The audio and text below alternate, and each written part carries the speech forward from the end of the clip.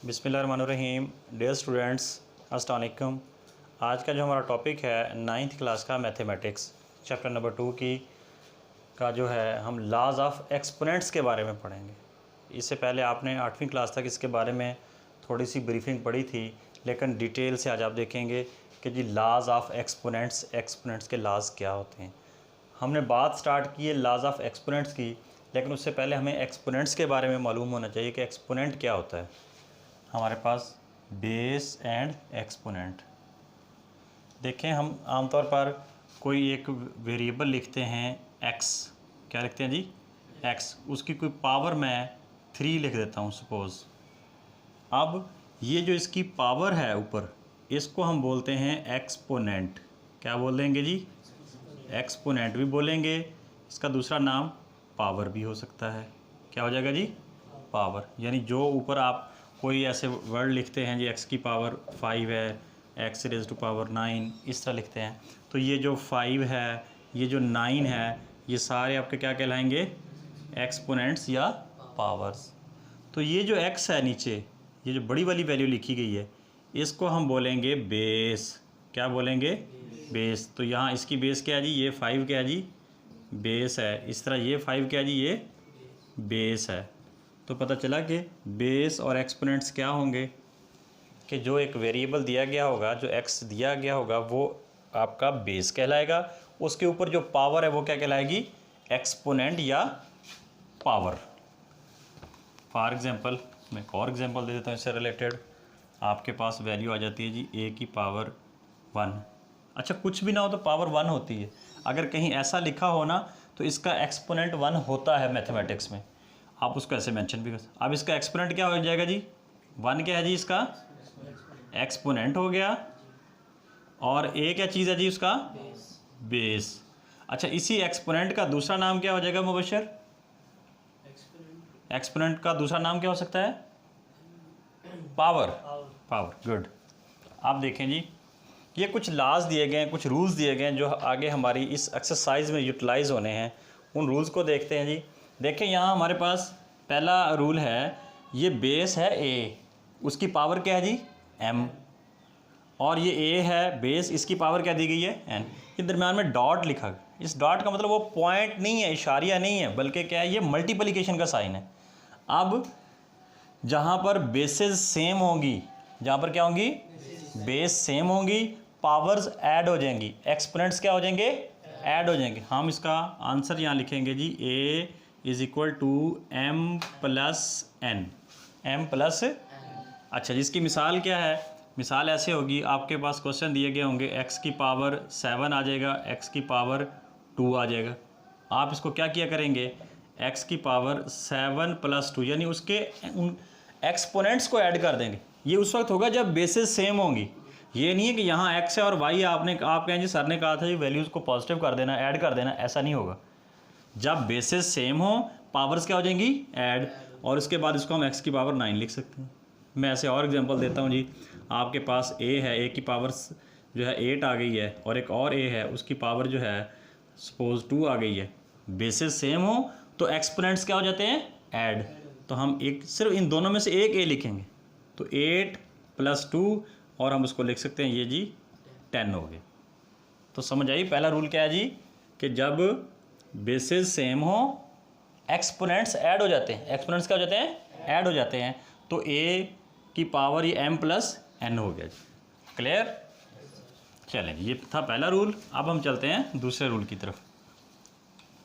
दूसरा रूल ये है कि अगर कोई बेस है, उसकी पावर n है, ब्रैकेट के बाहर फिर एक्सपोनेंट आ जाए, फिर पावर आ जाए, फिर ये जो दो पावर्स हैं, ये जो दो एक्सपोनेंट से आपस में मल्टीप्लाई हो जाएंगे। आपस में क्या हो जाएंगे? देखें, इसको हम लिख सकेंगे a की पावर mn। a की पावर, आप कहेंगे जी सारे इसकी कोई एग्जांपल? हाँ, देखें, ये लिखा होता है जी a की पावर 3, फिर ब्रैकेट लगा के ऐसे बाहर पावर 2 लिखी हो एक। आप क्या करेंगे? सिंपल दोनों को मल्टीप्लाई कर देंगे, यानी इसका क्या आंसर आया करेगा? 3 2 आर्स 6। मैं कोई और एग्जांपल ले लेता हूँ। सपोज़ x की पावर जो है 2 दी गई है, और उसके बाहर जो ब्रैकेट लगा के पावर जो है यहाँ 7 लिखी गई है। याद रखिएगा, बाज़ बच्चे मिस्टेक करते हैं, ये 2 और 7 को ऐड कर देते हैं। ऐड नहीं करना, एक्सपोनेंट्स क्या होने हैं, मल्टीप्लाई होने हैं। तो ये x की पावर 2 7s आर 14। तो इस तरह ये इसकी एग्जांपल्स होंगी। आगे जब हम क्वेश्चन करेंगे तो ये लॉज, ये रूल्स हमने वहाँ अप्लाई करने हैं। क्लियर? चलें जी, तीसरे रूल्स की तरफ चलते हैं जी। तीसरा रूल ये है कि जी अगर ए बी यानी दो बेसेस हैं, आपस में मल्टीप्लाई हो रहे हैं और उनके ऊपर एक पावर ब्रैकेट डाल के पावर n दी गई है, इसका मतलब ये हुआ ये एक दोनों ए और बी की दोनों की पावर होगी। अगर हम इसको खोलेंगे तो हम इसको ऐसा लिख सकेंगे कि ए की पावर n डॉट लगा दें या मल्टीप्लाई लगा दें बी की पावर n, दोनों की अलग-अलग पावर है, इकट्ठा करेंगे तो एक पावर बन जाएगी। और अगर हम इनको बाहर निकाल के लिखेंगे, यानी ये जो पावर n है ये a की भी है b की भी है, ये जो एक्सपोनेंट n है ये a का भी है और b का भी है।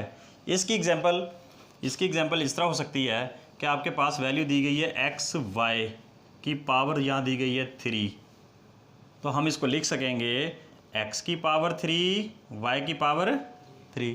इसी तरह क्वेश्चन हो सकता है कि जी a b की पावर जो है 7, आप क्या लिखेंगे, a की पावर 7 एंड b की पावर। क्लियर? चले जी, हम ये था हमारा तीसरा रूल्स। अब हम चलते हैं नेक्स्ट की तरफ। चौथा रूल ये दिया गया है कि अगर आपकी बेसिस जो है डिवाइड हो रही हो, क्या हो रही हो, डिवाइड हो रही हो, तो और पावर n यानी एक्सपोनेंट सेम हो, एक ही हो, फिर कैसे करेंगे? इसको हम कहेंगे जी ऊपर वाले की एक्सपोनेंट अलहदा, नीचे जो डिनोमिनेटर है उसका एक्सपोनेंट यानी पावर अलहदा। मिसाल, इसकी एग्जांपल मैं आपको इस तरफ समझा देता हूँ। जैसे x ओवर y है वो, तो हम कहते हैं इसकी पावर ऊपर दी गई है जी 5, तो आप क्या लिखेंगे, x की पावर 5 ओवर y की पावर 5। सिमिलरली इस तरह कोई और एग्जांपल दी जा सकती है कि जी आपके पास a ओवर b की पावर आप जो है 3 लगा लें। फिर कैसे लिखेंगे इसको, a का एक्सपोनेंट अलहदा, b का एक्सपोनेंट अलहदा। तो इस तरह जो है हम इस फॉर्म में लिख देंगे। यहाँ n से मुराद आपकी पावर है, आपकी एक्सपोनेंट्स है। सिमिलरली अगर a की पावर n दी गई है और a की पावर ओवर a की पावर n दी गई है, नेक्स्ट रूल्स की बात कर रहा हूँ, तो हम क्या करेंगे जी, इसमें ये a की पावर m है ना, अगर ये वाली जो नीचे वैल्यू दी गई है, अगर ये इस जो लाइन है, ये जो हमारा बटा इससे ऊपर जाती है, तो क्या चेंजिंग आएगी इसमें ये जो पावर है, इसकी पावर ये प्लस है ना, यहाँ कुछ भी ना तो प्लस होती है, ये जाकर माइनस हो जाएगी, ऊपर जाके माइनस हो जाएगी। नीचे जो बेस की पावर या एक्सपोनेंट का साइन चेंज हो जाएगा। सिंपल आपको बताऊं, जो नीचे वैल्यू होगी उसका जाके साइन चेंज हो जाएगा। तो अगर यहाँ फिर हमने पढ़ा था कि अगर दो मल्टीप्लाई हो रहे हो तो वो आपस में इकट्ठे हो जाएंगे, ये m प्लस n हो गया था, तो अगर इसको फर्दर लिखें तो ये a की पावर m माइनस n हो जाएगा। इस तरह की वैल्यूज़ आएंगी, हम उनको ऐसा कर देंगे। लेकिन इसको आप डायरेक्ट यूँ भी लिख सकते हैं कि अगर बेसिस सेम है, बेस वही लिख दें, पावर ऊपर वाली वैसे ही वैसे, नीचे वाली जब पावर ऊपर जाएगी उसका साइन चेंज हो जाएगा। अगर वो नीचे एक्सपोनेंट था नेगेटिव, यहाँ जाकर हो जाएगा प्लस, अगर ये प्लस है तो ये क्या हो जाएगा, माइनस। इसकी मिसाल के तौर पर आपके पास इसकी एग्जांपल दे रहा हूँ जी मैं। x की पावर आपके पास है 7 ओवर x की पावर है जी 5। आप क्या लिख सकेंगे इसे, x लिख के 7 नीचे वाली पावर डायरेक्ट ऊपर जाके माइनस कर दें, साइन चेंज कर दें। यहाँ क्या थी, प्लस थी, ऊपर जाके होगी माइनस। तो फिर इसको सॉल्व भी करेंगे, 7 में से 5 गए 2, इस तरह का आंसर आ जाया करेगा। अच्छा, इसकी एग्जांपल एक और मैं आपको बता दूं। इस तरह भी हो सकता है कि जी x की पावर आप लगा लें जी 2 ओवर x की पावर -5 माइनस। अब क्या करेंगे जी, x की पावर 2, अब क्या मैं -5 लिखूंगा या +5? जी अली आप बताएं। +5। क्यों? क्योंकि साइन माइनस है। हाँ जी, हमने ये बताया था कि जो नीचे बेस होगी, जो नीचे एक्सपोनेंट होगा, उस जब वो पावर ऊपर जाएगी ना, उसका साइन चेंज हो जाएगा। अगर वो माइनस है तो प्लस, प्लस है तो माइनस। तो ये माइनस थी तो हम इसको क्या लिख देंगे जी, प्लस, और इसको फिर एडअप करें तो ये x की पावर कितनी आ गई, 7। क्लियर हो गया जी? चलें आगे। अच्छा जी, नेक्स्ट है जी, बेस कोई ए है, उसका एक्सपोनेंट 0 है। मैथमेटिक्स में याद रखिएगा, किसी चीज़ की भी power, anything that has power 0 is equal to 1। हमेशा ए की पावर अगर 0 आ गई तो आपका आंसर क्या आना चाहिए, 1। आपको चाहे कोई वैल्यू दे दी जाए, x की पावर 0 आप उसकी जगह 1 लिख देंगे, y की पावर 0 आप उसकी जगह 1 लिख देंगे। आपको चाहे मैं कहता हूँ जी 1000 रुपया दे दिया जाए, कहा जी उसकी पावर 0 है, तो अब वो भी 1 रुपये का इक्वल होगा, उसकी पावर भी 1।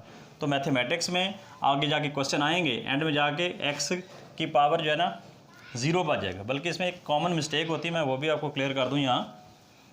सपोज इस तरह के क्वेश्चन आएंगे कि x की पावर जी a square minus a square, इस तरह की बच जाती है। स्टूडेंट क्या करता है, जिसको काट देता है। अब x की पावर क्या बची, 0, तो वो स्टूडेंट इसको इधर ही छोड़ देते हैं कि जी ये x आ गया जी आंसर।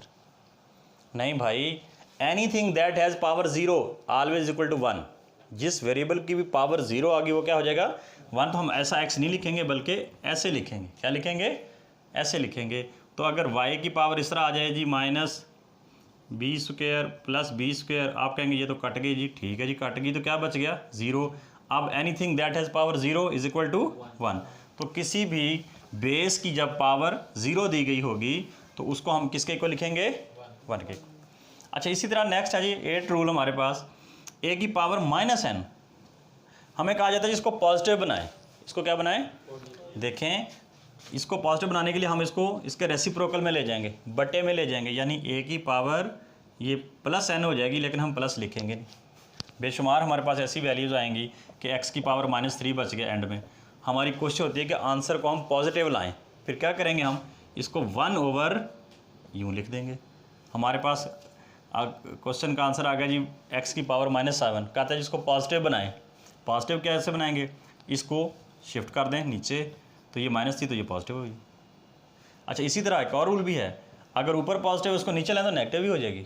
मिसाल के तौर पर a की पावर -2 है, तो आप इसको अगर +2 है, अगर आप इसका रेसिप्रोकल लेते हैं तो वो -2 भी हो जाएगी। तो ये स्टूडेंट्स हमारे 8 रूल्स थे जो हमारी एक्सरसाइज 2.4 में यूटिलाइज़ होने हैं। जिन बच्चों को ये रूल्स अच्छी तरह इनसे वाकफियत हो जाए उनके लिए वो एक्सरसाइज बड़ी आसान हो जाती है।